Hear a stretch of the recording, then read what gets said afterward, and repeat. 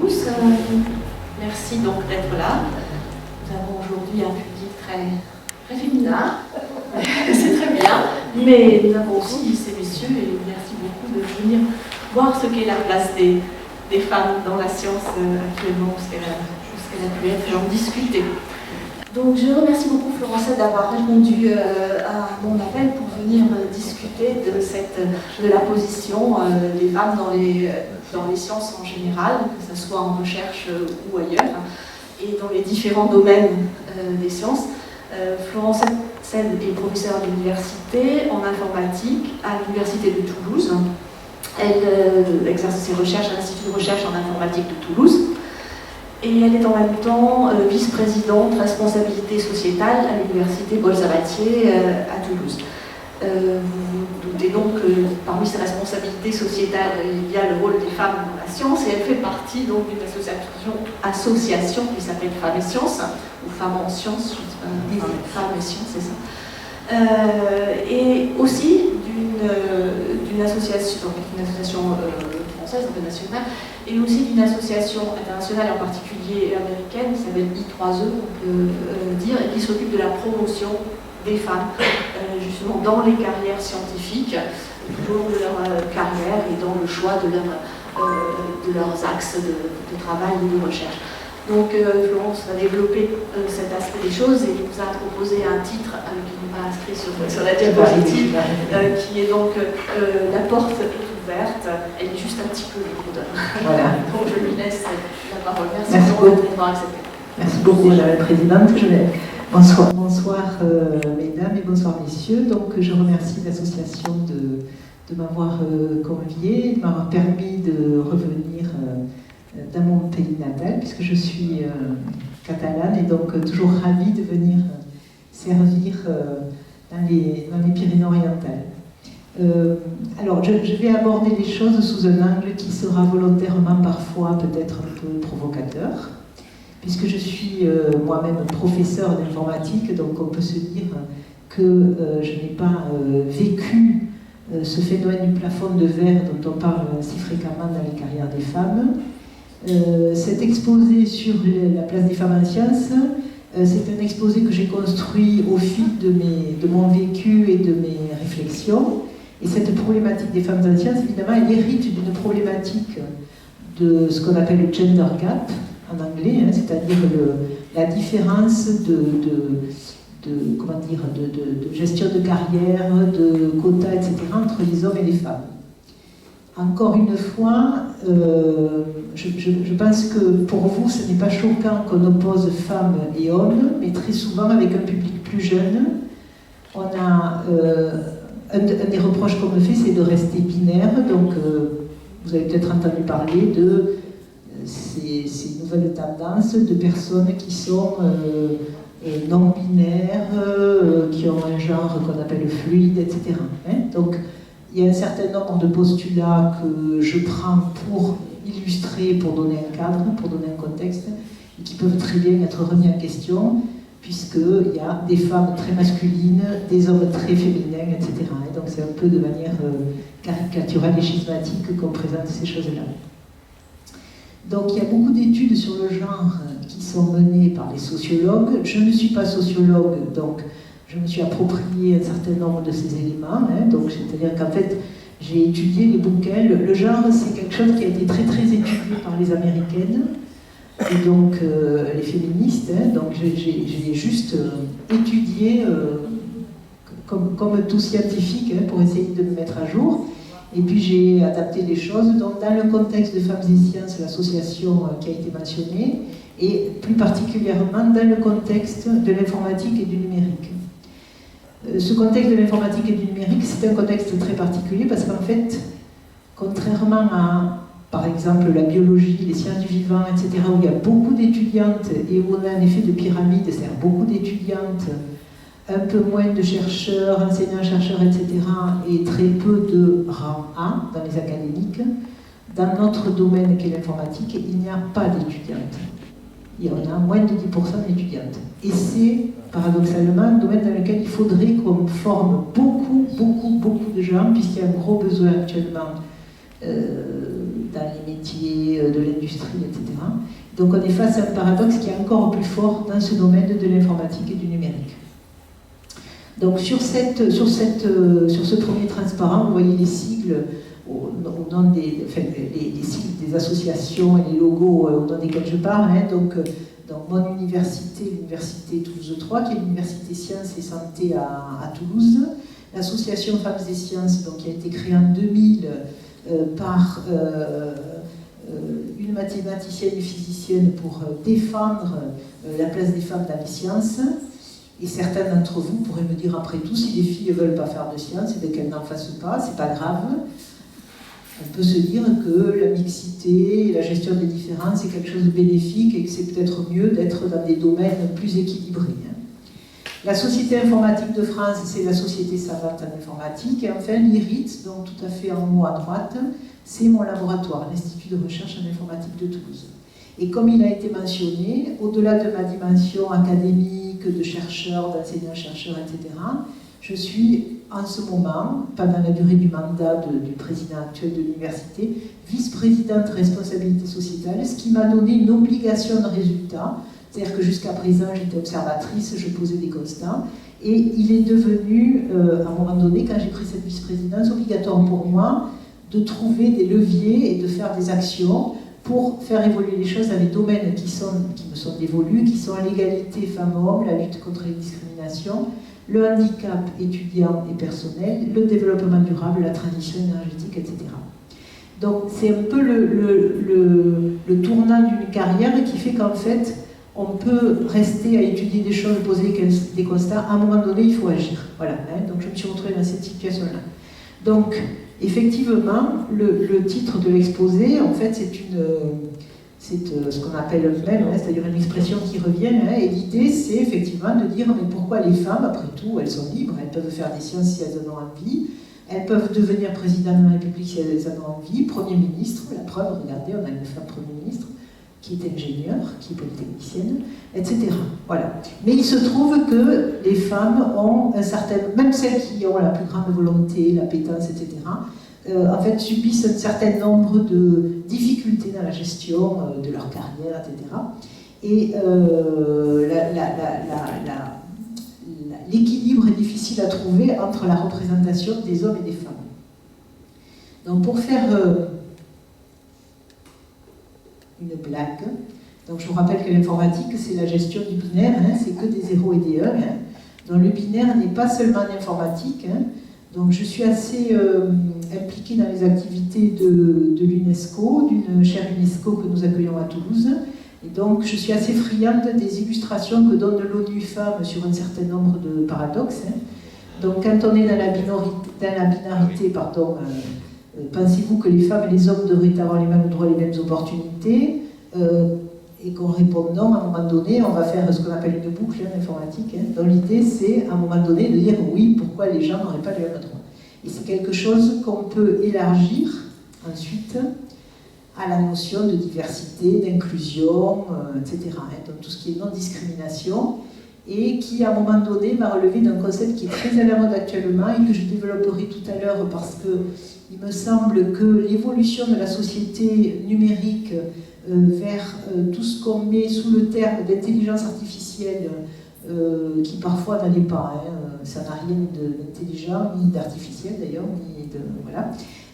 Donc tout ça, ça pose des problèmes d'éthique et c'est quelque chose qui est assez mal protégé et formalisé dans nos sociétés.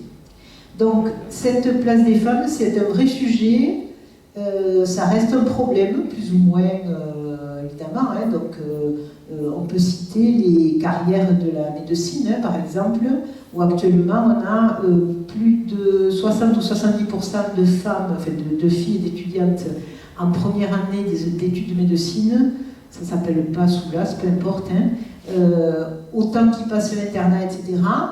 Mais on se retrouve avec ce fameux plafond de verre qui bloque les carrières et qui, dans le domaine hospitalier, en termes de praticiens hospitaliers, va faire que les femmes, pour des raisons diverses, qui ne sont pas que des raisons familiales ou parce qu'elles rêvent d'aller chercher leur gosse à l'école, ces raisons font que les femmes n'ont pas les mêmes carrières que les hommes. Donc c'est un vrai sujet, c'est un problème, c'est une constante. D'aucuns disent que c'est une fatalité. Je pense qu'il n'y a pas de fatalité dans la gestion des relations humaines, citoyennes, etc. Et donc c'est un problème d'actualité qui s'illustre en fait depuis... Alors là c'est juste un extrait d'une petite revue de presse que j'assure, hein, donc je relève tout ce que je peux trouver comme article en anglais, en français, etc., sur ces problèmes de représentativité, de femmes, d'hommes, etc. Et donc vous voyez, l'article à gauche illustre bien le fait qu'en fait, il y a ce qu'on appelle des biais, hein, je développerai ça tout à l'heure, mais il y a déjà des choses qui s'installent dès l'école élémentaire, je sais plus si on dit élémentaire ou primaire. Donc déjà, dans l'apprentissage des choses, l'enseignement, la manière d'intervenir, etc., est biaisé.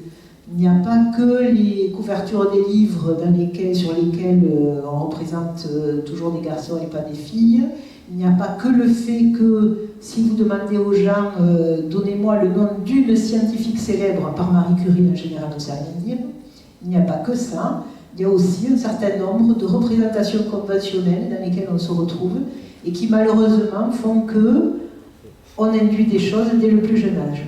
Et puis vous voyez à droite, donc c'est le bout de la chaîne, donc à gauche c'est l'éducation primaire élémentaire, et à droite c'est la sortie vers le métier. Et en fait, dans les métiers de la tech, on n'a pas réglé le problème de la non-représentation des femmes, c'est-à-dire qu'on n'a pas de femmes, même si on veut embaucher, même si on met des quotas, même si, etc., on n'y arrive pas. Voilà. Donc c'est un vrai problème qui se pose. D'autres extraits, hein, donc à un moment donné, vous voyez sur la gauche, hein, donc même aux États-Unis, hein, Stanford, etc., on arrive à se poser des problèmes, de savoir pourquoi il y a un tel biais de genre. Voilà. Et à droite, donc, un exemple de vidéo où on essaie de montrer comment casser les codes, c'est-à-dire représenter des filles sur des supports dans lesquels on va montrer que c'est aussi pour les filles. Alors, moi, je suis dans une position où j'ai beaucoup évolué dans ma vision des choses, et je pense qu'en fait, il faut s'appuyer dès la maternelle sur la mixité. C'est-à-dire, si on éduque mieux les garçons de manière égale avec les filles, il n'y a pas de raison qu'après, il y ait des différences qui s'installent. Hein. Donc, moi, je suis peut-être dans une vision moins féministe, au sens peut-être où certaines d'entre vous l'entendent. Je suis beaucoup plus... comment on va dire, dans une opérationnalisation des choses plus équilibrées. Donc, on part de quelque chose qui est très très scolaire, éducation, etc., hein, avec des choses qui vont au-delà du goût, hein, c'est cette idée d'impression d'incompétence qu'on peut induire parce que il y a des choses. Cet été, on a loué une maison, et quand je suis arrivée avec la personne qui louait la maison, qu'elle m'a remis les clés, je cherchais le tableau électrique, parce que je sais très bien que dans une maison de location, on risque... Voilà. Il y avait la personne qui nous recevait, qui parlait très mauvais anglais, a dit « Ah oui, je sais ce que vous cherchez ». Et elle m'a montré la machine à laver le linge. Vous voyez, les trucs s'installent comme ça. Alors, ça m'a fait un exemple de plus, j'ai dit « Tiens, je pourrais le ressortir ». Vous voyez, c'est ça, cette impression d'incompétence. C'est-à-dire, pourquoi vous cherchez le tableau électrique? Je ne comprends pas. Voilà. De même, problème mécanique, etc. Hein, voyez, donc il y a quelque chose qui s'installe dans cette vision de la vie de tous les jours qui fait qu'en fait, au bout d'un moment, il faut beaucoup plus d'énergie, il faut se battre, il faut... Voilà. Bon.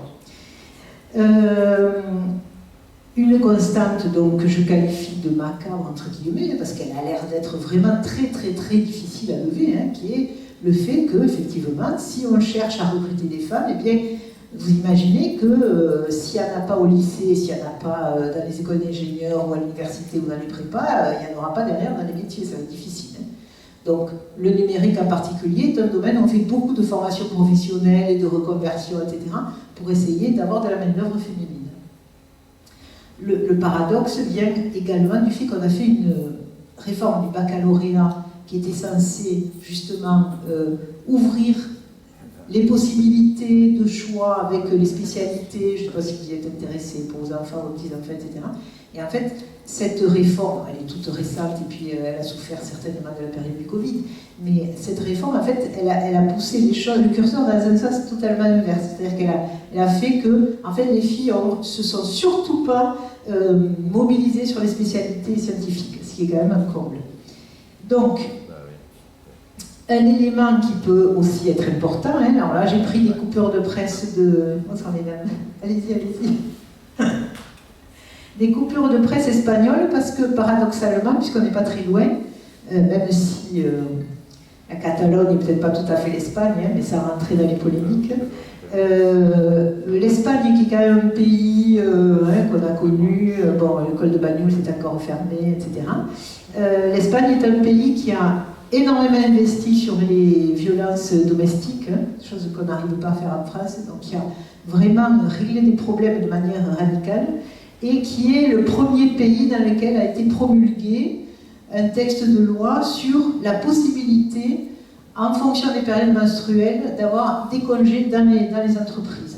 C'est paradoxal que ce soit l'Espagne qui ait fait ça, et c'est comme ça, voilà. Donc tout ça pour dire qu'effectivement, hommes et femmes sont différents et que l'idée c'est juste de gérer les choses dans la différence, dans la pluralité, etc. Alors, pour donc juste vous situer un certain nombre de mots, parce que là tout à l'heure j'ai utilisé le mot biais, stéréotype, etc. Juste, voilà. J'ai fait un petit nuage de mots, alors il est en anglais, ne vous effrayez pas. Hein. L'idée, c'est de voir un peu quel est tout ce vocabulaire qu'on manipule dans ces domaines où on va différencier, où on va traiter ce problème de ce qu'on appelle le gender gap, hein, c'est-à-dire le fossé entre les genres. Alors, il y a, au gré des carrières des femmes, il y a un phénomène qui s'appelle le phénomène du tube de dentifrice. Vous voyez, le tube de dentifrice, quand on le prend, on appuie toujours au milieu, c'est-à-dire qu'on fait sortir la partie supérieure et la partie inférieure, elle ne bouge jamais. Et ça, c'est le problème de beaucoup de femmes dans le milieu académique. Par exemple, c'est la même chose dans le milieu industriel pour les femmes qui ont une responsabilité, parce que, à un moment donné, quand on met des quotas, le phénomène pervers des quotas, c'est que ce sont ces rares femmes qui occupent des positions, etc., qui vont elles-mêmes être encore plus mobilisées et siéger dans des commissions, etc. Donc c'est l'idée d'appuyer au milieu du tube de dentifrice et l'idée étant au contraire de permettre aux plus jeunes de monter et que les choses se passent de manière naturelle. Donc ça provoque un phénomène à un moment donné de saturation qui actuellement est modélisé par toujours cette littérature américaine sur le genre, hein, on met des expressions sur tout, mais c'est assez intéressant, qui est celui de un peu le big quit, la grande démission. Là, hein. Donc à un moment donné, on dit General Ball, je démissionne de tout. Voilà. Le gender gap, donc c'est le fossé des genres, hein, c'est le fait qu'il y ait effectivement des choses qui ne soient pas équilibrées entre les représentations des femmes et des hommes. Et en science en particulier, on a un effet qui s'appelle l'effet Matilda. Donc, Matilda, ça vient du prénom de la sociologue américaine qui a modélisé cet effet. C'est l'invisibilisation des femmes dans les actes scientifiques et dans les découvertes.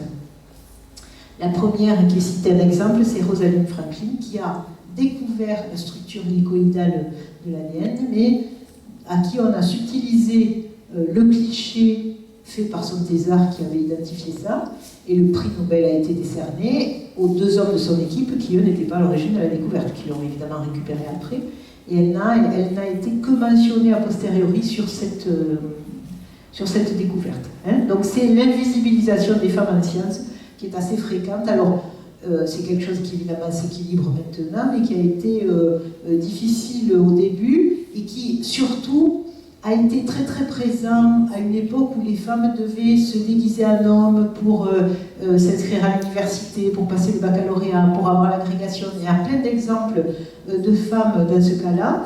Donc c'est un certain nombre de ce qu'on appelle les rôles modèles, hein, dans les femmes exemples. Donc avec Femmes et Sciences, on a édité un fascicule de 40 femmes contemporaines ou décédées, hein, qui ont comme ça permis à un moment donné, de faire avancer les choses, mais pas forcément sous une identité de femme. Et dans le besoin d'illustrer sur les manuels scolaires, par exemple, c'est évident, hein, pendant très longtemps, on n'a eu que des hommes, effectivement, parce que la seule scientifique qu'on connaissait, c'était Marie Curie. Donc, voilà. Et on a plein d'exemples de femmes. Une autre notion aussi qui est importante, c'est, alors je vous ai parlé du plafond de verre. Le plafond de verre, vous voyez ce que ça veut dire, on ne peut pas monter. Il y a une autre notion qui est celle du plancher collant. Le plancher collant, c'est une autre image hein, du genre je ne peux pas décoller. Quoi, hein. Donc ça, c'est encore un certain nombre de mécanismes, dans le plafond de verre, voilà, qui vont empêcher les femmes d'être en mesure d'évoluer. Alors quand je dis femmes, c'est aussi des minorités, hein, c'est la même chose, hein, qui ne seront pas en mesure d'évoluer. Le syndrome de l'imposteur, on l'attribue en général effectivement à la gente féminine, mais ça peut concerner beaucoup de gens. Le syndrome de l'imposteur, c'est le fait que je ne vais même pas essayer parce que je ne vais pas oser, que je ne vais pas être capable. Hein. C'est un truc qui est assez classique, de dire non, mais bon là, je vais pas candidater. Bon.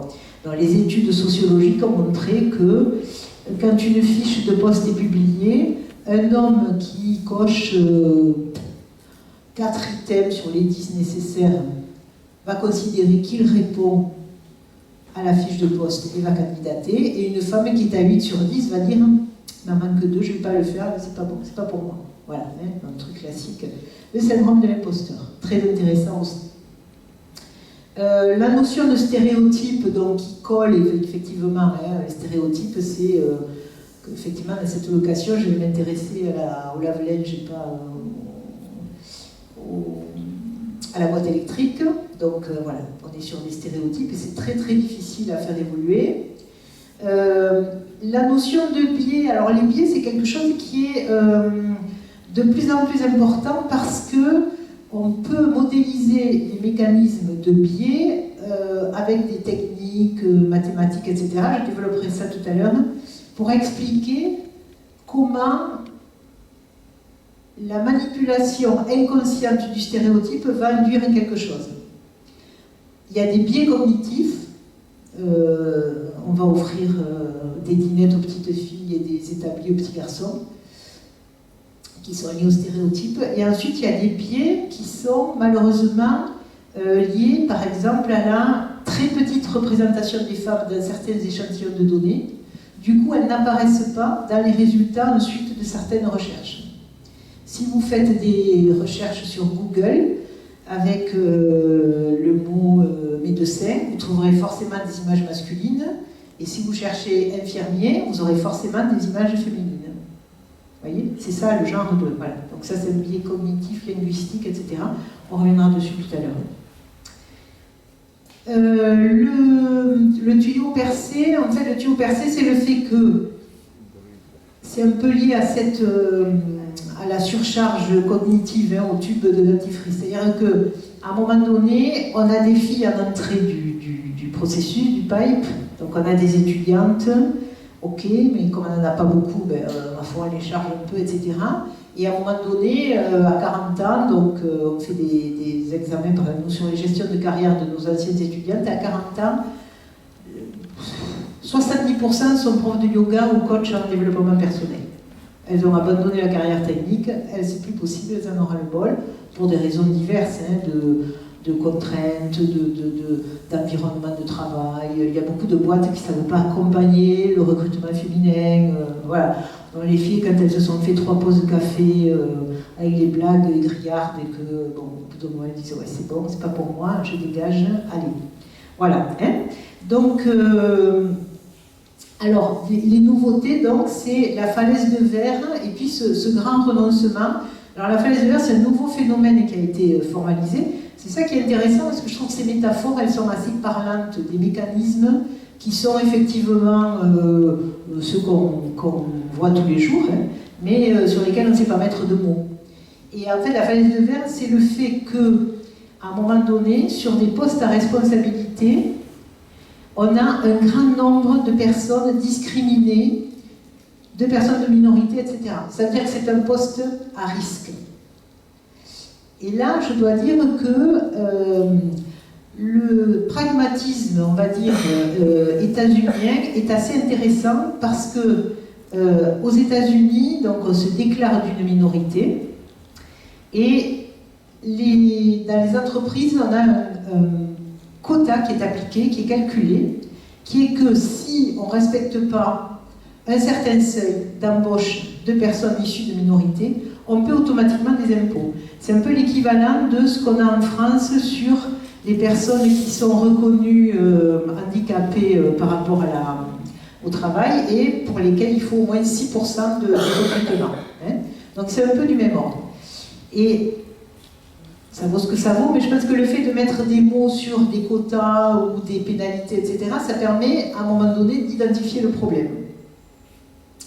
Alors, donc, pourquoi je parle de tout ça en fait, pourquoi moi j'ai poussé la porte donc j'ai pas été, comment vous dire, j'ai pas été vraiment engagée dans ce type de discours quand j'ai démarré ma carrière, parce que bon, peut-être les conditions étaient différentes, mais bon, alors vous voyez à droite, j'ai mon rôle d'académique, donc moi je travaille beaucoup sur la data science, tout ce qui est donc lié à l'intelligence artificielle, etc. Beaucoup de choses sur la cybersécurité actuellement, bon, bref. Et donc, ça m'a amené à réfléchir à un certain nombre de choses qui ont fait que j'ai pris des responsabilités dans le cadre de Femmes et Sciences et puis d'associations européennes et internationales, en montant des chapitres internationaux, parce qu'on est dans un métier où il faut avoir de la visibilité internationale, il faut publier, il faut parler anglais, il faut se balader, donc bon, voilà.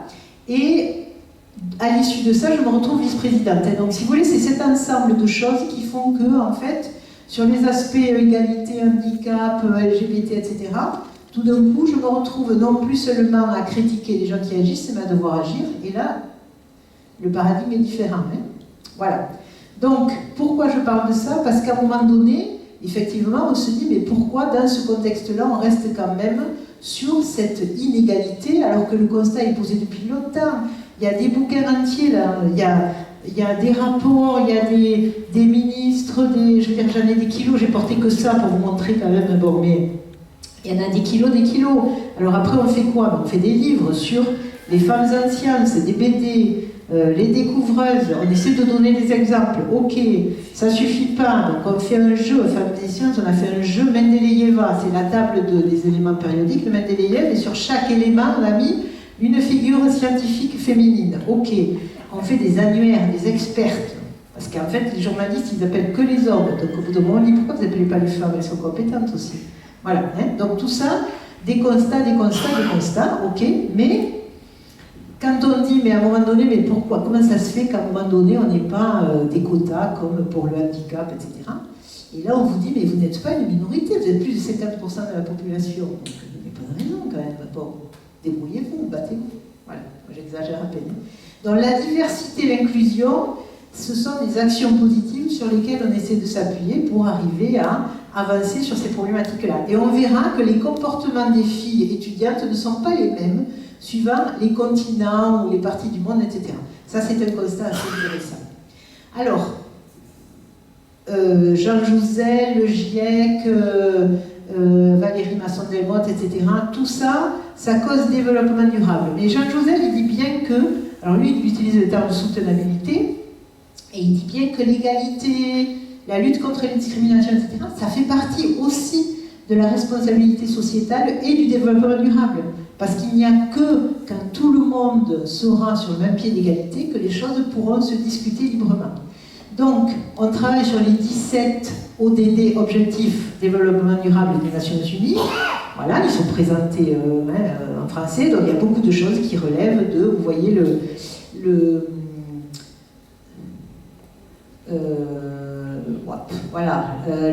la vie sur Terre, la vie, voilà, là on est en plein dans le contexte, l'action sur le climat, etc., consommation responsable, soutenabilité, etc.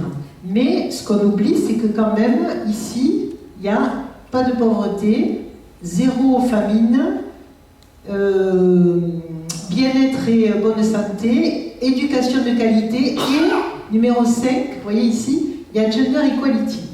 Alors ce que j'aime bien mettre en comparaison de ça, parce qu'on oublie que dans ces objectifs de développement, je développement durable, il y a ces éléments-là, c'est le nombre de projets déposés sur chaque thématique. Donc on voit que sur le 9, infrastructure et innovation dans l'industrie, on a énormément de projets, parce que ça c'est juteux, il y a les bilans carbone, il y a eu plein de scandales sur le traitement des déchets, etc. Et donc là il y a, voilà. Mais malheureusement, sur le 5, vous voyez que le 5, c'est 184. C'est un de ceux sur lequel il y a le moins de propositions industrielles. Donc ça prouve quand même qu'il n'y a pas de réel enjeu derrière, et que sur ce paysage du développement durable qu'on devrait considérer de manière assez homogène, en équilibrant, etc., on oublie qu'à un moment donné, eh bien, dans certains pays, ce sont les femmes qui vont chercher l'eau, et que les petites filles du coup vont pas à l'école, et que quand elles ont leurs règles, elles ne peuvent pas être scolarisées, etc.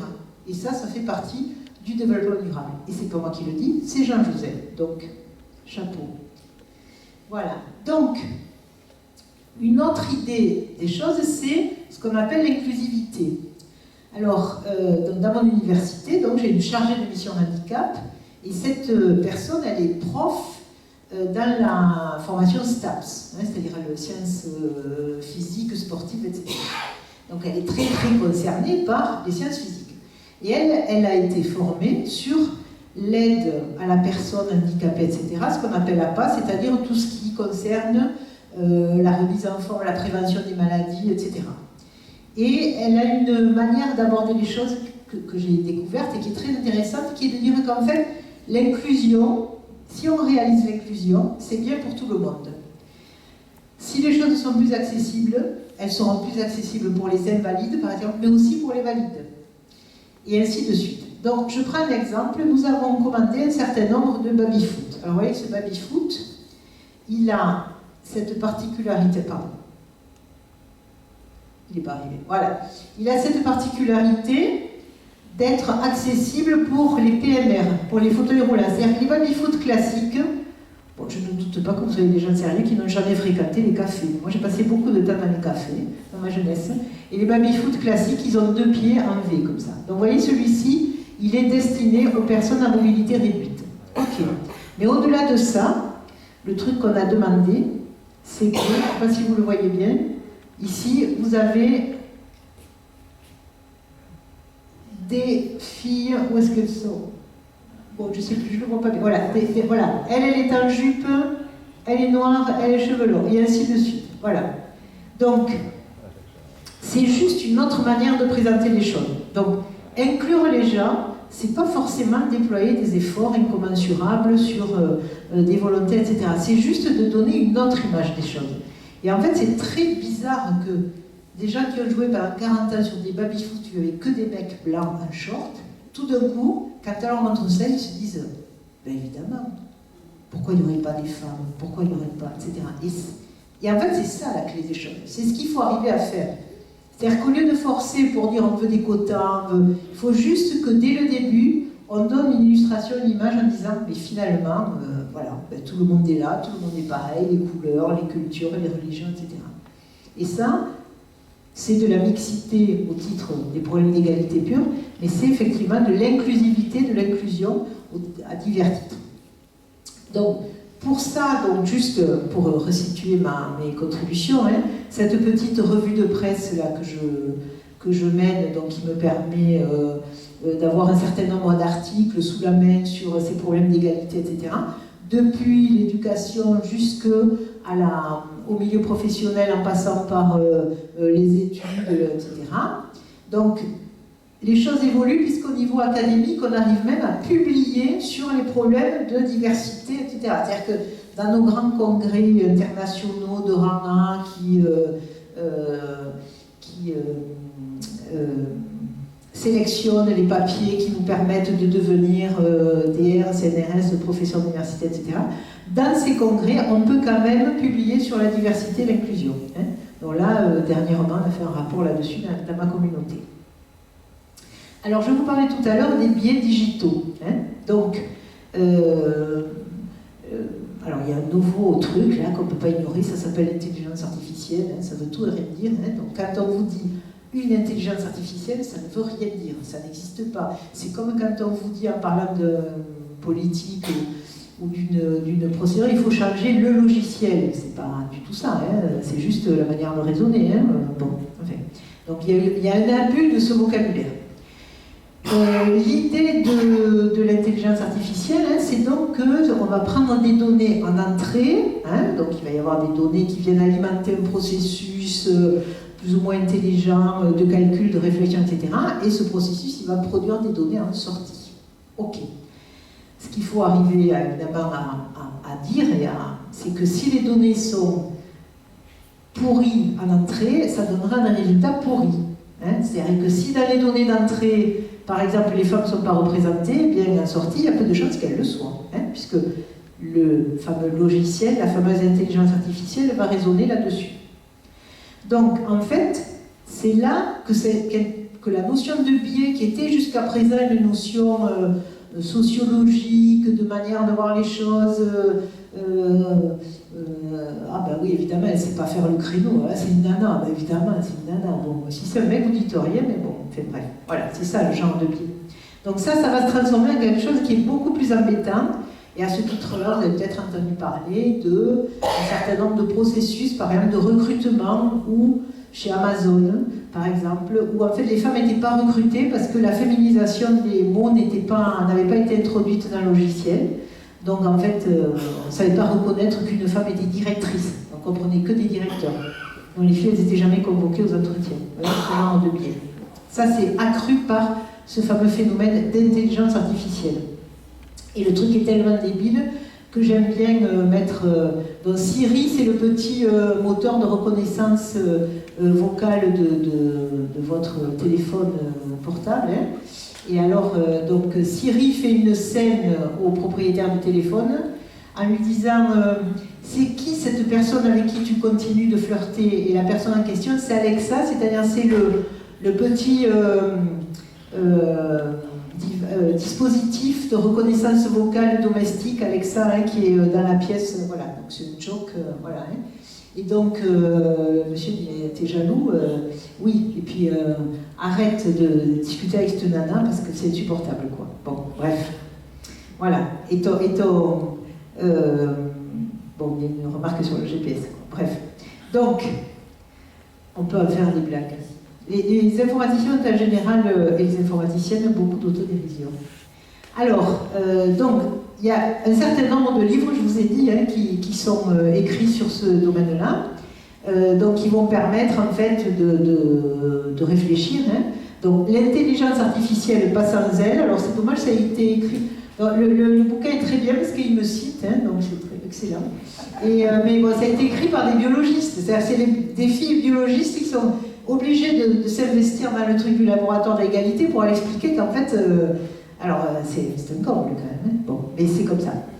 Ensuite, bon, il y a un certain nombre de possibilités, hein, donc, après, si vous allez sur ma page web, s'il y en a qui s'intéressent, hein, il y a un moment, j'avais fait un article sur, effectivement, avoir une égalité femmes-hommes dans le monde de l'IA, et puis les biais de l'IA, hein, donc c'est un peu ce que je vais développer là, en disant, bon, mais il faut faire attention, parce qu'en fait, ces biais, ils sont, comment vous dire, ils vont être transposés tels quels dans des processus qui vont venir régir le monde, décider, etc. Et c'est ça qui est dangereux. Donc il faut vraiment avoir toujours en tête cette alarme et ce besoin de faire attention. Hein. Dans les biais, alors je vais aller vite sur ces transparents-là parce que le temps passe, hein, les biais, donc ce sont des choses qui sont inhérentes en fait à la modélisation, hein, dont tout ce qui est exclusion, discrimination, visibilisation, tout ça, c'est malheureusement repris directement. Hein. Donc je vous ai mentionné le problème du recrutement d'Amazon.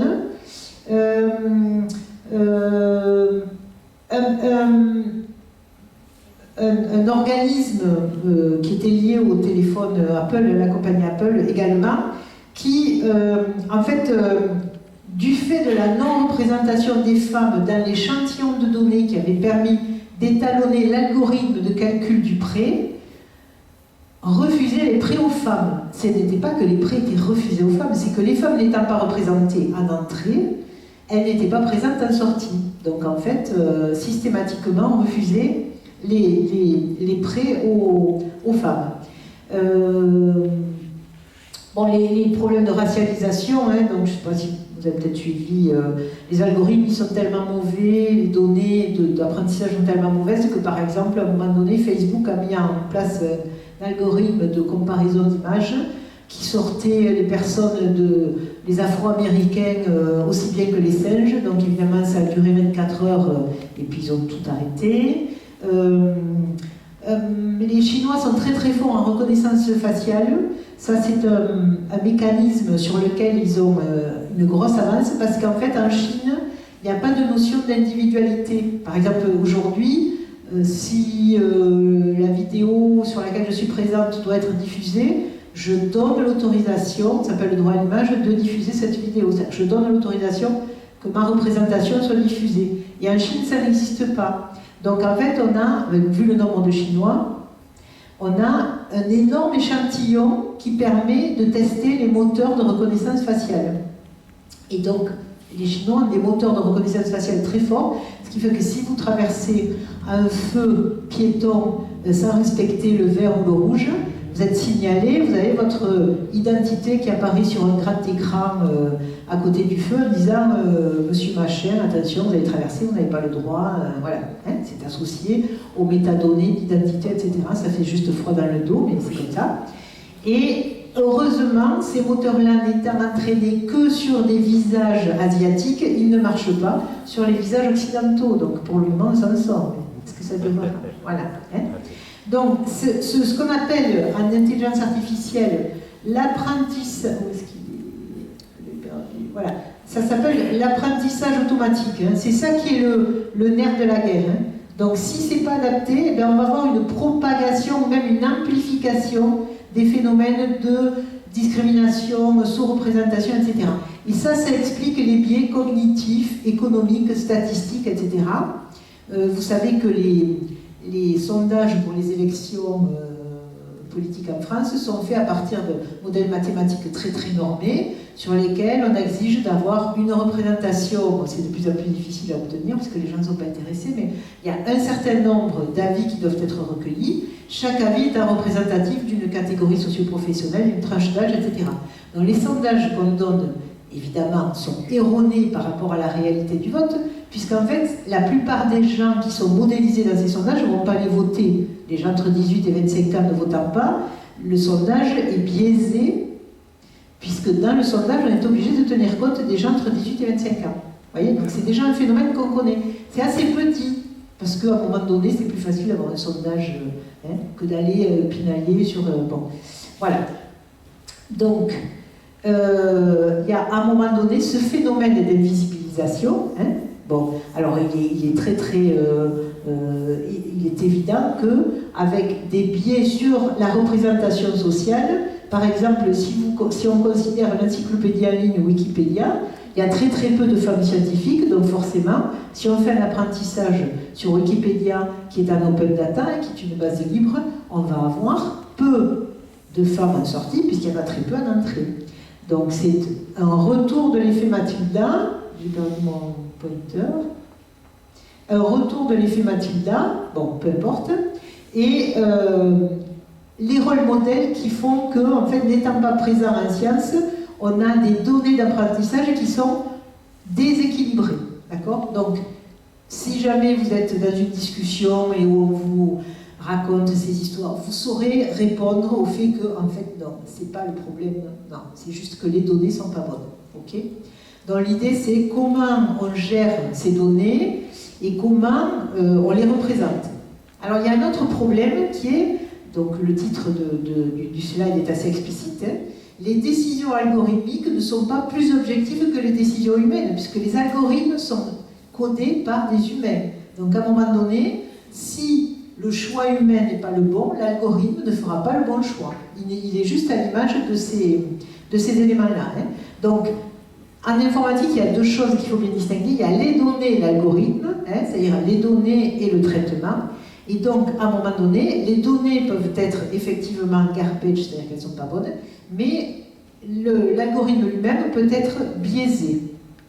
Et donc, l'idée, pour que l'humain accepte l'intelligence artificielle, on fait de plus en plus, du point de vue académique, de la recherche, de travaux pour que cette intelligence artificielle, elle soit explicable. C'est-à-dire qu'on puisse vous dire à un moment donné, cette décision a été prise pour telle et telle raison.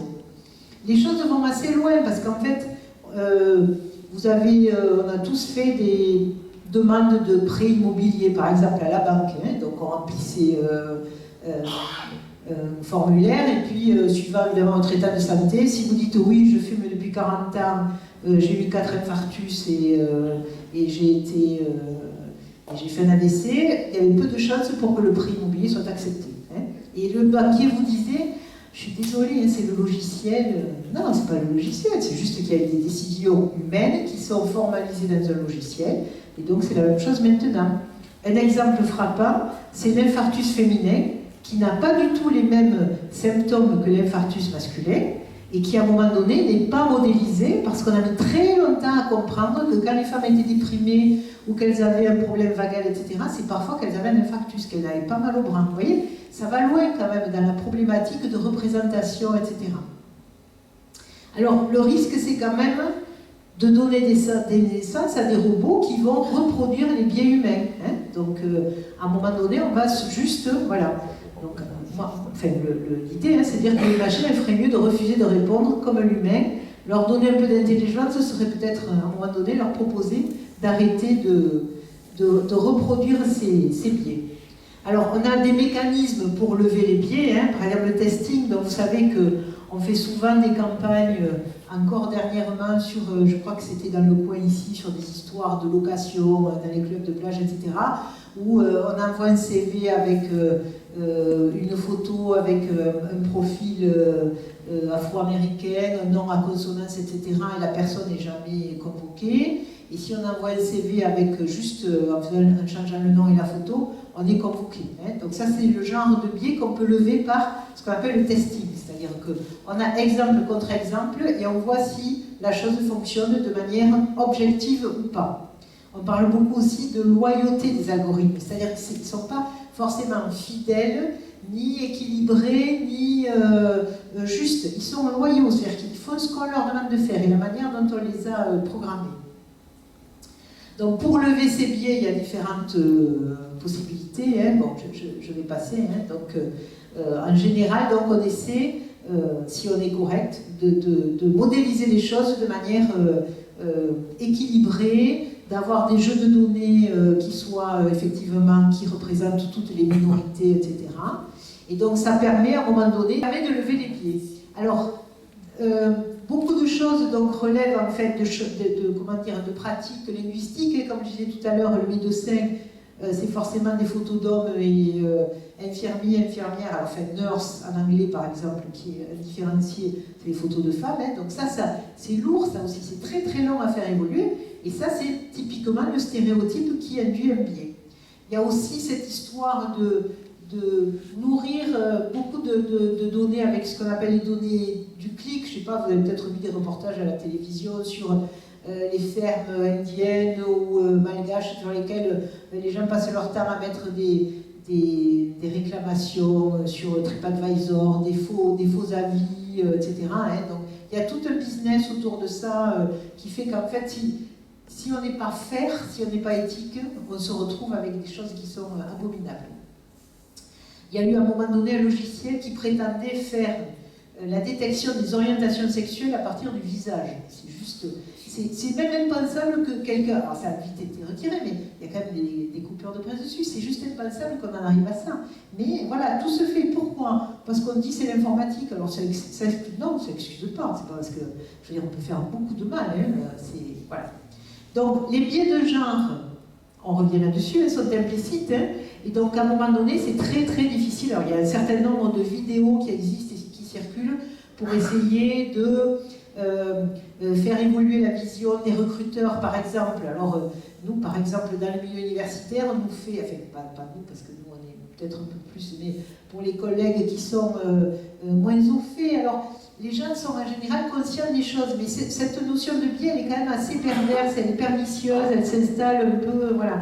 Donc, il y a un certain nombre de vidéos, évidemment, la meilleure, c'est celle qui est faite par Sorbonne Université, parce que Sorbonne Université a une présidente informaticienne qui est une de mes collègues extraordinaire. Voilà. Et donc cette vidéo, c'est un comité de recrutement académique, classique, et où on a tous les biais de la fille qui, avec le sous-entendu, mais elle va être enceinte, ou elle ne voudra pas se déplacer, elle ne va pas vouloir partir en campagne, enfin, etc. Et c'est un truc qui est vécu et sur lequel les gens disent ouais, c'est pas faux finalement, j'ai déjà entendu ça. Hein. Donc il faut travailler là-dessus, il faut arriver à faire évoluer les choses. Hein. Donc, à un moment donné, ben, vous voyez, il faut dire les choses. Hein. Donc, sur les algorithmes très très connus, bon, je reste Amazon, Facebook parce que c'est les cas les plus connus. Hein. À un moment donné, eh ben, on peut analyser les biais. C'est fait de manière objective, de manière scientifique. Et donc, c'est une manière de dire, eh bien, on ne veut pas de ça. On veut faire évoluer les choses différemment. Ou attention. Il y a un certain nombre d'entreprises, de sociétés qui s'engagent dans des labellisations, dans des programmes d'éthique et de fairness, c'est-à-dire de dire à un moment donné, ben, nous, on va essayer d'éviter ça, puisqu'on en est conscient maintenant, qu'on est passé par des phases où les choses étaient mal faites, on va essayer d'avancer pour se rendre sur des choses qui sont beaucoup plus équitables. Alors, bon, je ne vais pas insister sur Facebook, mais vous savez que c'est un réseau social de personnes âgées, hein, donc c'est pas un truc de jeunes. Et donc, en fait, sur Facebook, il y a n'importe quoi. C'est-à-dire que les ingénieurs Facebook, ils ne savent même plus à qui ils vendent. Le but de tous ces GAFAM, vous savez, c'est la devise, c'est si c'est gratuit, c'est moi le produit, hein, vous le savez. Hein, quand c'est gratuit, c'est qu'on compte vos clics, on calcule vos... voilà, donc du coup, quand vous allez vous retrouver sur... un des outils de Facebook, alors il y a toute la suite, l'Instagram, WhatsApp, etc. Si sur Instagram, vous allez vous connecter sur un site, Facebook le sait, va vous renvoyer des publicités ciblées, les cookies, etc. Donc c'est une grande usine à clics, tout ça, qui fait qu'en fait, vous nourrissez la bête, c'est-à-dire que Zuckerberg, il a fait des sous sur vos photos de vacances en Grèce, et tout ça c'est revendu, mais c'est même plus traçable.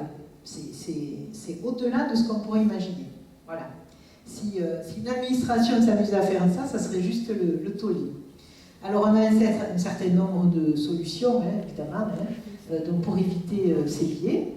Et, ce qu'il faut savoir, c'est que quand même, on n'a pas toujours été dans cette constante macabre, hein, que dans les sciences, voire même en informatique, on a eu des femmes, hein, bon, elles étaient un peu du style pépette, prépi, mais bon, on a eu des femmes, hein, voilà. Il y a eu des femmes, alors moi j'aime bien recommander les films. Alors il y a le film qui s'appelle Les Figures de l'ombre, je pense que la plupart d'entre vous le connaissent. Hein. Alors elles avaient la double peine, elles étaient femmes et black, hein, donc bon. Et le film est magnifique. Et vous avez le pendant de la même période qui s'appelle L'étoffe des héros, où il n'y a que des mecs, il n'y a pas une fille qui apparaît. C'est assez intéressant de voir les deux. Moi, quand j'interviens dans les écoles, les collèges, etc., je fais visionner les choses vues par les deux prismes. Il y en a un autre qui s'appelle, dans le genre invisibilisation, Imitation Game, c'est sur la machine Enigma, donc comment la marine anglaise a pu décrypter les codes des sous-marins allemands, hein, donc à un moment donné, donc ils ont embauché des cruciverbistes, hein, parce qu'ils pensaient que le fait d'être bon en mots croisés, ça permettait de décoder. Et puis la journée passée, les gens n'avaient pas le temps de décoder, le lendemain matin, le code avait changé, il fallait tout recommencer. Et donc c'est un mathématicien à l'époque qui s'appelle Alan Turing, qui, lui, dit, mais il avait une machine en tête, et donc il met au point une machine qui permet de multiplier les calculs, et avec, évidemment, toujours le hasard des choses qui fait qu'à un moment donné, quelqu'un se dit, mais après tout, c'est un peu comme la pierre de Rosette, hein, les inventions, elles sortent toujours comme ça, avec un détail à un moment donné qui aide. Donc, voilà. Alors, Alan Turing, il était juste homosexuel et puis il a subi une castration chimique et il a mal fini. Mais à Bletchley Park, où étaient installés l'ordinateur, il y avait beaucoup de femmes. En fait, ces femmes, à la fin de la guerre, leur ont dit maintenant vous rentrez chez vous, faites des gosses, on n'entend plus parler de vous. Ça, c'est un phénomène d'invisibilisation assez classique. Donc j'aime bien parler de ces deux films en particulier. Il y a des expériences qui permettent de valoriser les femmes. Aux États-Unis, il y a une université privée qui s'appelle Carnegie Mellon et dans laquelle on a décidé de mettre les moyens pour que les filles puissent éventuellement venir faire de l'informatique ou des STEM, Science, Technology, Engineering, Mathematics, donc des matières de sciences dures également. Et une autre expérience en Norvège où on a carrément recruté des femmes en disant on veut des professeurs femmes. Ça c'est hors la loi en France parce que c'est de la discrimination, donc on n'a pas le droit de le faire.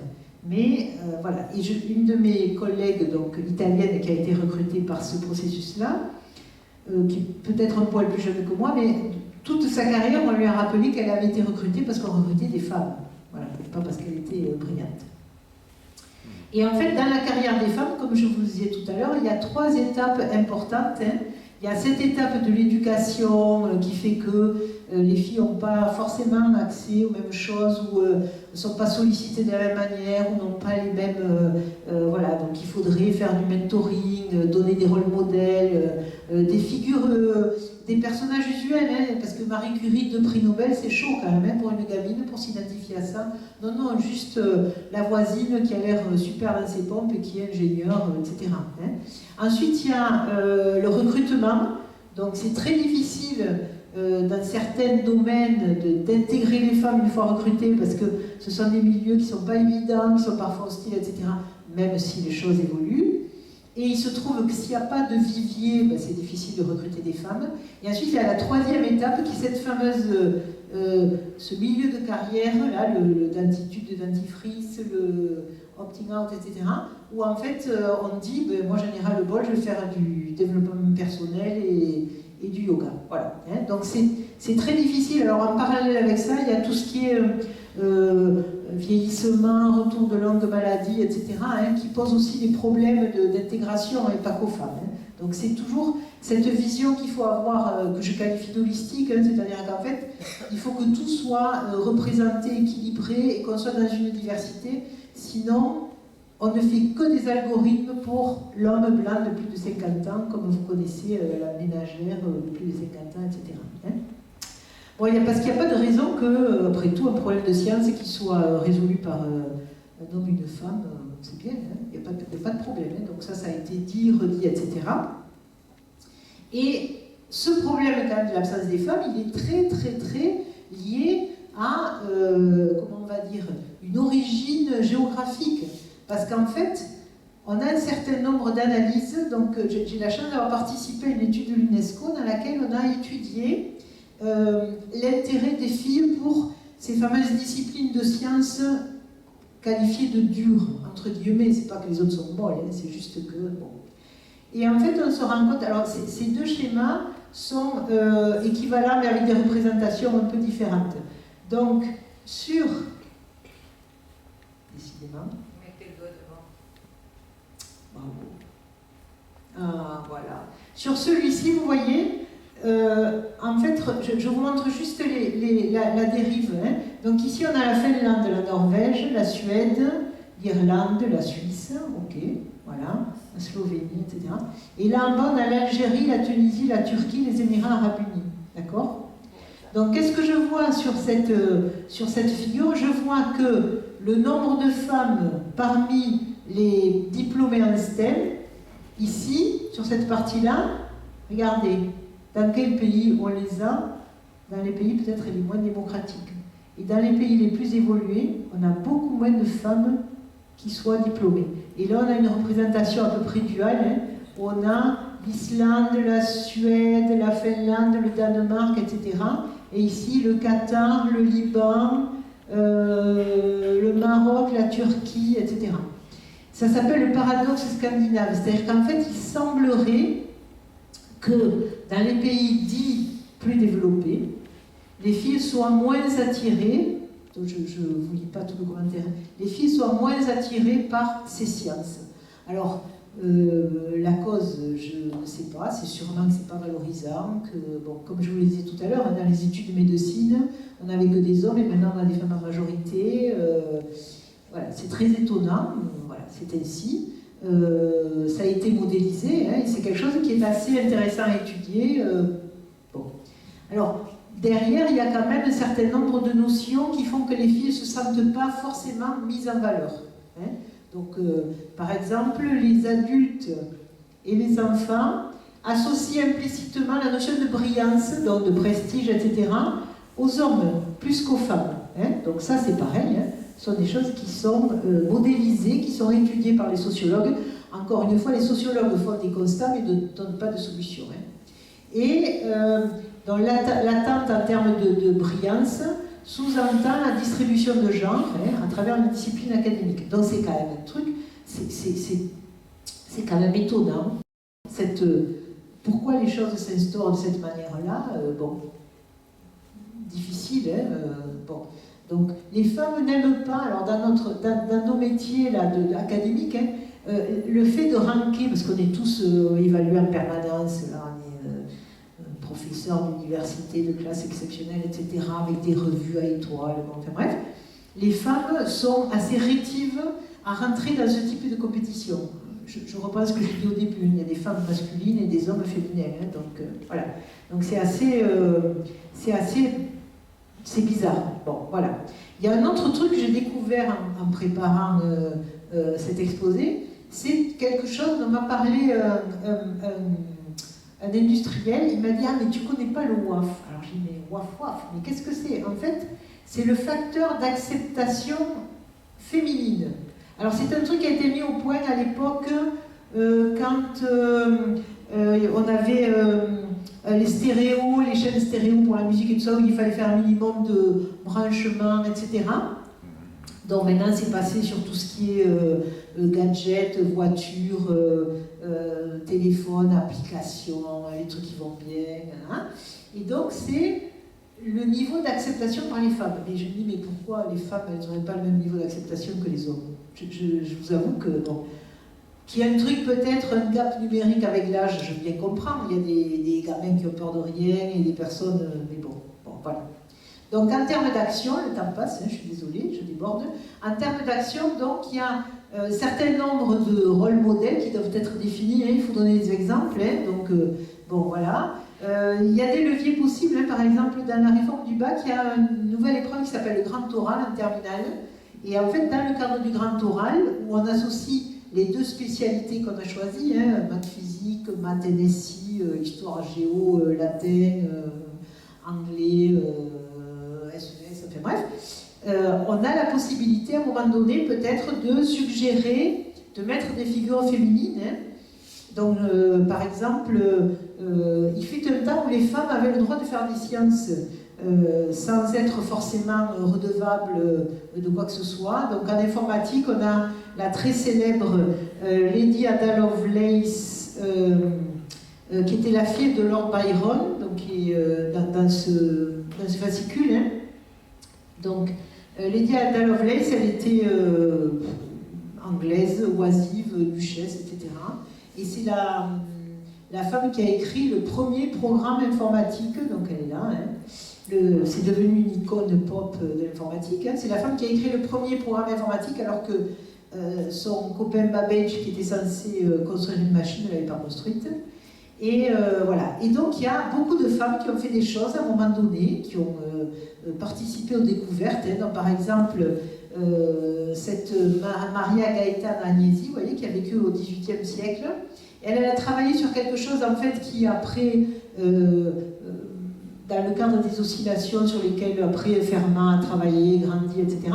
Et donc, elle a fait son truc. Et puis après, elle est retournée, elle était fille d'un noble, évidemment, qui pouvait faire en sorte au siècle des Lumières, qu'elle ait les moyens de réfléchir.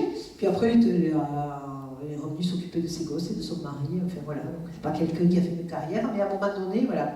Et en fait, quand j'ai vu ce terme de sorcière, je croyais que c'était parce qu'on associait aux femmes intelligentes ou scientifiques cette idée un peu sulfurale de sorcière. En fait, c'est pas du tout ça, c'est juste qu'il y a eu un problème de traduction de versiera et a versiera. Voilà, juste une histoire de... Donc, vous voyez encore une histoire sémantique.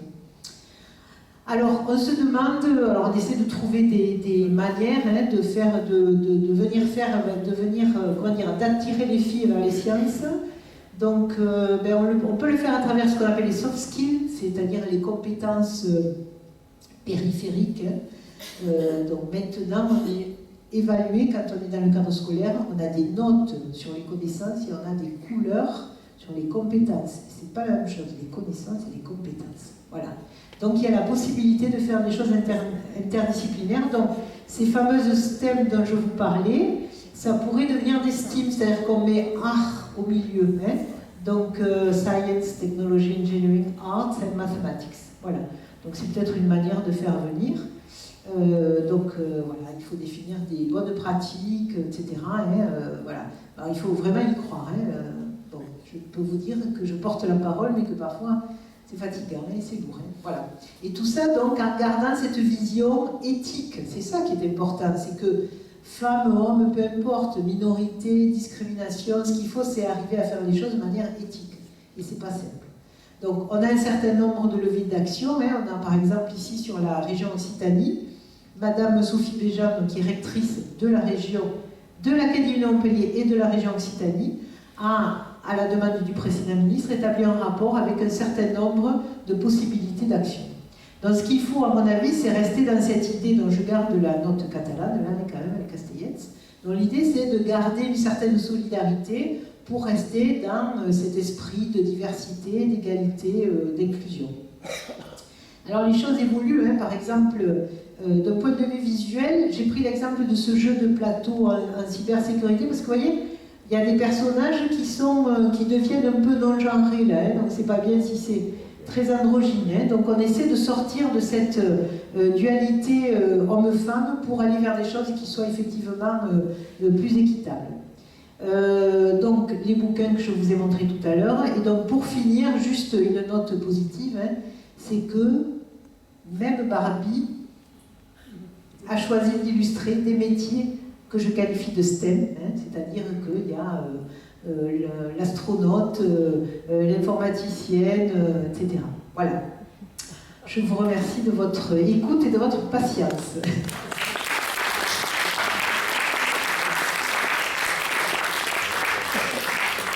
Évidemment, il y a plein de choses qu'on peut remettre en question. Je fais volontairement l'exposé un peu simplificateur pour donner des bases et montrer un peu, voilà. Mais je suis bien consciente de la nécessité de mettre des nuances partout. Merci beaucoup pour votre exposé qui va, je suppose, susciter le débat. C'est un peu accablant, mais c'est pas le but.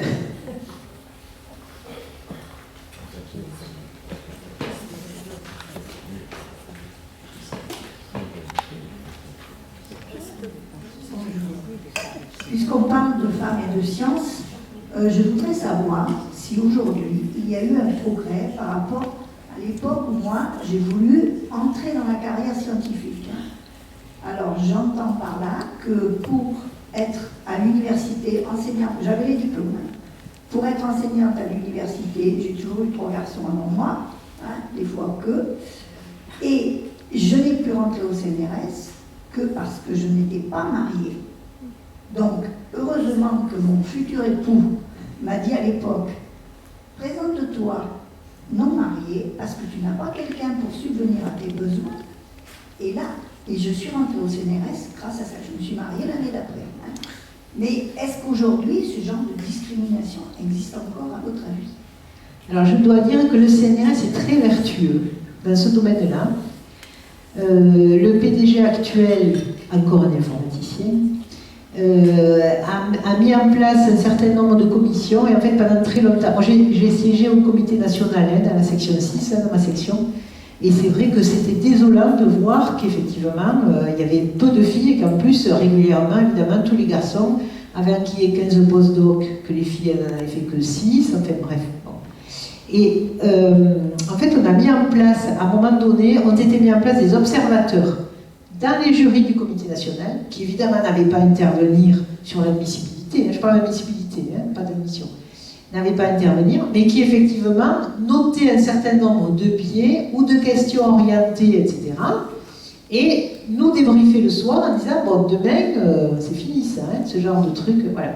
Et il y a un vrai effort qui a été fait. Alors, la différence d'évaluation et de recrutement entre l'université et les grands établissements, CNRS, INRAE, etc., c'est qu'en fait, dans les concours de chercheurs, il y a la phase d'admissibilité, d'admission. Et quand on fait l'admission, on peut choisir les critères à un moment donné sans rendre compte. D'ailleurs, au CNRS, ça pose des questions dans beaucoup de sections sur lesquelles l'admission remet en question le classement d'admissibilité. Mais du coup, on peut rééquilibrer. Alors que sur les comités de sélection à l'université, les comités sont souverains et à un moment donné, ce sont eux, même si l'établissement donne des directives, les universités ont été obligées de mettre en place des plans égalité, etc. Mais voilà. Et la réalité, c'est quand même qu'il y a de moins en moins de filles qui candidatent, malheureusement. C'est une réalité. Mais ça rejoint, comment vous dire, ça rejoint Parcoursup, la fameuse plateforme qui... Alors, c'est pas la plateforme qui interclasse les lycéens, c'est la plateforme recueille les informations, les dossiers des lycéens et lycéennes. Ensuite, ces dossiers sont transmis aux établissements qui font leur tambouille interne, plus ou moins. Enfin, je parlais d'explicabilité, bon, voilà. Parcoursup ne fait que reprendre les résultats et interclasser, donc c'est pas la faute de Parcoursup. Et au-delà de ça, même, je pousserais quand même un peu la critique en disant que s'il y avait de la place pour tout le monde, il n'y aurait pas Parcoursup. Mais bon, c'est notre problème. On ne va pas aborder ce problème-là. Mais dans Parcoursup, les dossiers étant anonymes, moi, même si à dossier égal, je veux prendre une fille, je ne sais pas si c'est un garçon ou une fille. C'est un comble quand même. Je suis bien d'accord. Je ne suis pas sûre que les choses aient beaucoup évolué. Voilà, pour vous dire, voilà. Mais c'est peut-être pas tellement les jurys, c'est qu'il y a des embûches avant, que, vous voyez ce que je veux dire? C'est quand même ça. Par exemple, dans mon université, j'ai voulu mettre en place des bourses de master. Parce que très souvent, en fait, prendre des doctorantes, c'est facile, vous prenez des gens du monde entier, il y a toujours des gens qui crèvent de faim, qui veulent venir faire des thèses en France en étant royalement rémunérés en dessous du niveau du SMIC. Et qu'en France que ça arrive, ça, mais bon.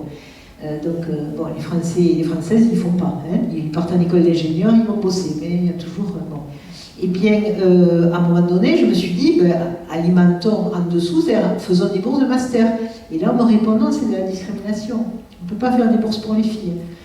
À moins d'être une fondation, une association du type Essor Optimiste, enfin, c'est ce qui me vient à l'idée là, mais vous voyez ce que je veux dire? Voilà. Donc il y a quand même toujours...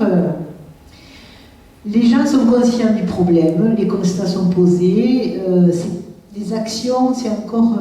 bon. Et il y a moins de jeunes qui se marient, donc c'est pas plus simple. Oui, et les congés paternité sont... Voilà. Parce que peut-être que si on donnait... Bon, tout le monde hurle parce qu'on dit qu'il n'y a pas de raison, parce qu'anatomiquement, quoique, il y a bien un homme enceinte. Mais si on donnait autant de congés aux hommes qu'aux femmes, après tout, on se dirait, bon, ils vont être absents à la même durée. En ce qui me concerne, quand j'ai été enceinte, il aurait fallu que je fasse comme si je n'avais pas eu de bébé.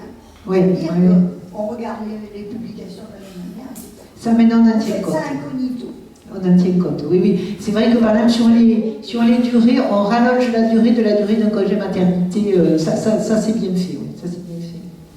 Ceci dit, Marie-Jo, je suis rentrée pas tellement plus loin que toi au CNRS, mais je n'ai pas ressenti ce problème-là. J'étais mariée à l'époque et voilà. Tant mieux. Donc je crois quand même que c'est un peu un problème. Mais par contre, dans les carrières, le problème se pose aussi, peut-être aussi de manière aussi cruciale. De manière aussi cruciale. D'autres questions? Non. Et... Pas beaucoup, hein. Pardon? Moi, je trouve que ça bouge pas beaucoup, hein, mais bon, ça continue, quoi.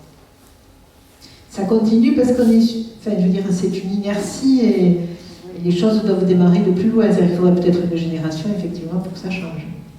Mais il y a une vraie volonté... Des femmes ou des hommes? De tout le monde. Les industriels, ils ont une vraie volonté, là, actuellement, de revenir sur des choses équilibrées. Oui. Justement, parmi les solutions proposées, c'est de présenter des modèles féminins dès le plus jeune âge, dans le scientifique, etc. Mais j'ai noté la remarque tout à l'heure qui disait c'est pas Marie Curie qu'il faut présenter, mais la personne d'à côté qui Bien sûr, je pense que oui, c'est peut-être une bonne remarque. On a tendance à oui, parce que je pense des que modèles qui sont un peu trop... de trop haut niveau et des gens inaccessibles. Enfin, et puis, moi je suis quand même épatée par le phénomène de Thomas Pesquet. Ce gars, on le fait passer... Enfin, tous les enfants rêvent de devenir Thomas Pesquet. C'est juste impossible de devenir Thomas Pesquet. La réalité de ses études, de machin, ça ne concerne qu'une très très petite frange de la population. Et je suis un peu effrayée parce que comment vous dire, on banalise les choses. Voilà, on banalise les choses. De la même manière que c'est quelque chose que je ressens, j'ai pas trop insisté là-dessus, mais à Toulouse, j'ai participé à une équipe de précurseurs qui a mis en place ce qu'on appelle les coding goûtés. C'est-à-dire que pour donner un peu l'envie de faire de l'informatique à des gens, des jeunes en âge scolaire ou des collégiens, le samedi et le dimanche, on ouvrait une salle dans un local mis à disposition et à partir d'un environnement de programmation qui s'appelle Scratch, qui est très facile, qui consiste à faire des programmes en faisant glisser des boîtes, on appuie dessus, ça marche pas, mais ça fait pas les erreurs classiques, l'écran qui plante, etc. Donc il n'y a rien qui explose, voilà. On a mis en place ces coding goûtés. Alors évidemment, 90% des gens, c'était des fils de cadres d'Airbus et de professeurs d'université. Bon, enfin bref. Bon. Mais à un moment donné, donc ces jeunes, on les amène, comment vous dire? Moi j'ai peur de la ludification des choses. C'est-à-dire qu'à un moment donné, les sciences, c'est sérieux. C'est un truc sur lequel, malheureusement, il faut faire un effort. Et en fait, le step, si vous voulez, entre le jeu et le moment où je m'y mets, je vais être capable de passer 1 heure ou 2 sans regarder mon téléphone, sans poster un truc sur les réseaux sociaux, sans avoir une alerte. Vous voyez ce que je veux dire? Il y a un truc, là il y a un vrai gap, et pour cette génération, c'est un effort cognitif énorme. La dernière de mes filles est rentrée en prépa l'an dernier, donc elle a eu la période du Covid sur le bac français, là en première, c'est la première génération des SP du nouveau bac, etc. Elle est arrivée en prépa, de plein fouet, elle se prend des devoirs de 4 heures le samedi matin. Elle ressortait, elle était épuisée, parce que c'est une génération qui n'a jamais réfléchi 4 heures d'affilée, sans interruption, sur un problème scientifique où il fallait... voilà. Vous voyez, je veux dire, cette ludification et cette banalisation de dire les trucs c'est facile, on met des photos sur les réseaux sociaux, enfin, moi je crois que c'est un leurre, et que malheureusement, donc du coup, ces gamins, ils vont faire des écoles de commerce, de sciences politiques. Là, la première année de la réforme du bac, il y a eu 100% de demandes de plus en sciences politiques. En fait. Vous voyez ce que je veux dire? Donc, j'ai peur qu'on fausse un peu, voilà. Donc du coup, le rôle modèle de quelqu'un qui n'est pas super top, mais qui est... bien dans ses baskets, effectivement, qui travaille sur un problème, voilà, comme je dis, le voisin qui bosse au CNES, qui va vous parler d'exoplanètes, de choses comme ça, voilà. Moi j'y crois assez à ça. Alors, avant, peut-être c'était plus dans le cadre de la famille, on rêvait de faire des choses, bon, en même temps, il y a des gamins, tout d'un coup, en terminale, qui disent « je veux devenir pâtissier avec un bac général, je veux faire une école de pâtisserie, tout peut arriver, quoi, c'est pas... » Mais le phénomène Thomas Pesquet, réfléchissez-y, parce qu'il est assez intéressant, quand même. Hein. Il est très intéressant. Et c'est pas une femme, malheureusement. Mais... Moi, je trouve qu'il y a aussi au niveau des journalistes une attitude par rapport aux sciences qui est assez insupportable. C'est sans arrêt, ah là là, les maths, mais oui, évidemment que les élèves ne veulent pas prendre les maths, etc. Mais moi, je ne sais pas, quand j'étais au lycée, je me régalais de faire des problèmes de maths, j'ai beaucoup aimé. C'est ça, c'est amusant les maths. Enfin, je caricature peut-être un peu, mais faire un bon problème de maths, c'est intéressant. Et il y a une espèce de...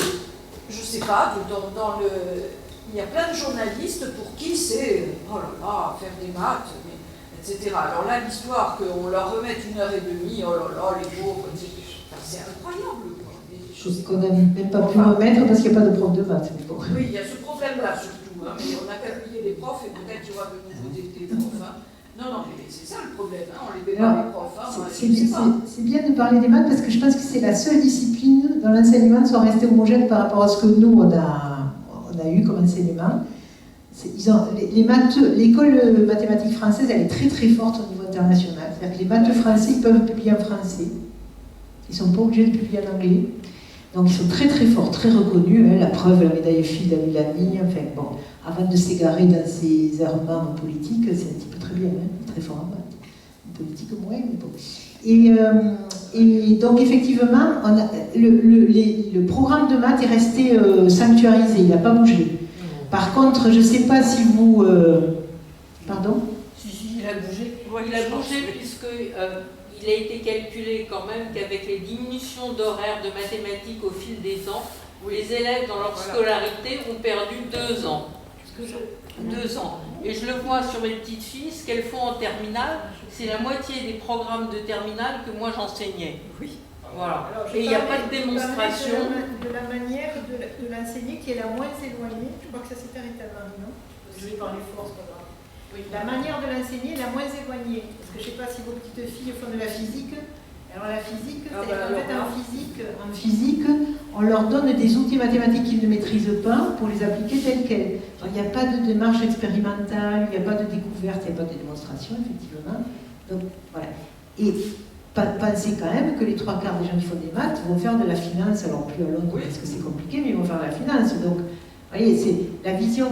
Comment vous dire, cette vision des mathématiques, c'est pas la vision financière, c'est vraiment les maths pour les maths, c'est la beauté de la science, voilà, la démonstration, etc. Voilà. Alors, le problème des journalistes, il est intéressant parce que pendant le Covid, là, je ne sais pas si vous vous souvenez de ces courbes, cette analyse des courbes qui donnait lieu à des choses, c'est juste qu'à un moment donné, les gens sont toujours sur des choses très linéaires, ils ne savent pas lire les courbes. Donc c'est allé très loin en fait finalement. Hein. L'année dernière, on a fait un colloque avec les journalistes scientifiques sur justement la représentation. Et alors on avait invité Arnaud Fontanet, Dominique Costagliola, etc., qui sont des gens super forts dans leur domaine, mais qui nous disaient qu'on n'avait pas la parole. Alors on les voyait un peu, mais on donnait la parole à un néphrologue qui était rémunéré par la chaîne pour parler de virologie, enfin voilà, donc effectivement les médias. Mais malheureusement, je pense que la télévision n'est plus un média qui est capté par les jeunes. Ça passe par d'autres médias. C'est-à-dire que, alors c'est aussi un de mes domaines de recherche, les réseaux sociaux, les gens s'enferment dans leur bulle. Ça a été remarqué pendant la campagne électorale américaine, hein, où vous savez, les gens de QAnon, etc., en fait, ils restent entre eux, ils ne lisent que les choses qui les arrangent, ils ne vont surtout pas se confronter à d'autres visions. Mais ça, c'est un autre débat, hein, mais bon, voilà. Donc sur la science, effectivement, quand on n'est pas capable de comprendre ou d'analyser, c'est quand même un problème, parce qu'on manque d'éléments de jugement, on manque d'éléments pour aller voter, pour avoir un avis politique, citoyen, etc., évidemment. Il faudrait peut-être s'interroger sur le niveau des journalistes. Hein. Vous parlez des journalistes. Oui, mais quand on connaît un petit domaine et que les journalistes disent un tas d'âneries sur ce domaine, je crois qu'il y a un gros problème de journalisme en France. Hein. Il y a quelques journalistes scientifiques, effectivement, qui sont compétents, mais effectivement, ce n'est pas ceux qu'on entend le plus, je suis d'accord. Voilà. Il y a quelques émissions sur Radio France qui sont assez ciblées. Bon, après, moi, on m'a fait suivre des formations, alors pas au niveau de Villani. Villani, il a été formé pour être l'ambassadeur des mathématiques. Il a été formé pour ça par le CNRS, etc.